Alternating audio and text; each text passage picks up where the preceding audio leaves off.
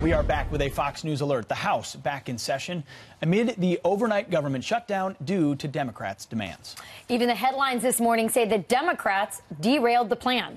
So how should we expect them to cover it from here on out? Bre Payton from the Federalist. She joins us right now.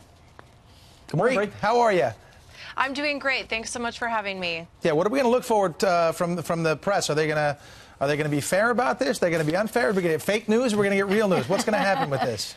Yeah, I mean, since Donald Trump has risen to prominence several years ago, every single day has just been filled with fake news. I mean, at this point, you would think that the media would figure out how to cover Donald Trump in a way that's nuanced and in a way that does critique him without being completely off the rails and sounding completely delusional. But they have not decided to do that. And I mean, there's kind of an expression that goes something along the lines of, you know, if you keep repeating the same things over and over and expecting different results, you're insane. I think that that's clearly what we are seeing from so many members of the media who are just running totally with fake news stories based on a single unnamed source, not verifying it at all because it confirms the preconceived notions that they have about the president. Some of it, I was just going to say, some of it is not just that they're reporting fake news. I think some of it is just omission, that there's been a lot of success, and those aren't being reported. We saw a retrospective. We saw, you know, talking about ISIS and the economy. The highlight reel. The highlight reel. That's right. And,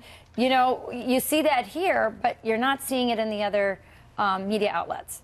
Yeah, I think you're totally right that they are choosing to ignore that, and they're choosing to focus on stories that are really, really dumb. I mean, you know, the koi pond controversy where Donald Trump supposedly overfed fish, and then when you just watch 10 more seconds of the clip, it was very clear that he didn't do that. I mean, that's just a perfect, clear-cut example of the media just running with really, really dumb things. And honestly, there are so many things that you could criticize this president about. I mean, Donald Trump promised that he would respect religious liberty and that he would protect the Little Sisters of the Poor.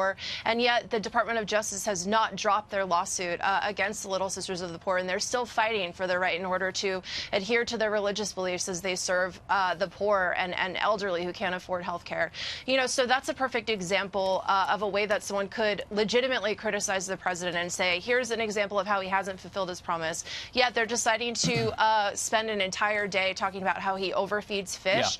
Yeah. I mean, for weeks, if I had $1 for every single time I heard an armchair psychiatrist say that, you know, he was totally insane, despite the fact that they never even met him once in their lives, I would be super rich, and so would the rest of the country.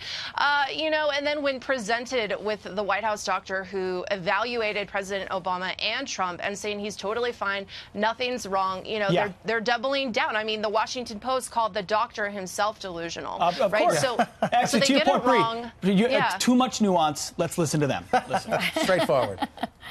There's no question that, you know, by all standards, by all metrics, any way a doctor or cardiologist would look at it, the president does have heart disease. He said 239 pounds. Whatever, but I mean, I know I'm being a girther, but I mean, The White House press corps seemed stunned that the president, who cannot button the button on his suit coat, isn't much heavier. Will they ever see themselves in the mirror, Bre?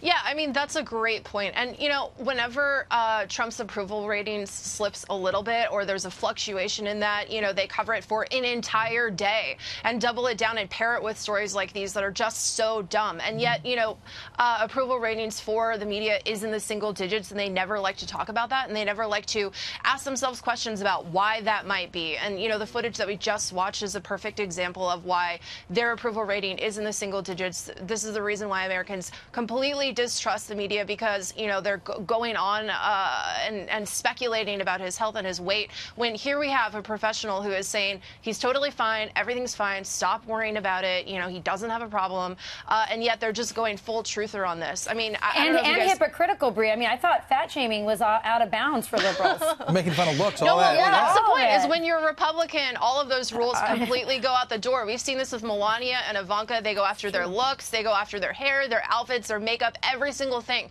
And if you ever said anything like that about any of the Obamas or anyone serving in the Obama administration, it would be totally awful. Yet when you're a Republican, all those rules go out the window. Oh, the way they attack Sarah Sanders as well. Same thing. Yeah. Absolutely. Yeah. Great point. Yeah. Bre, thanks a lot. Too much clarity. We've got to cut it off there.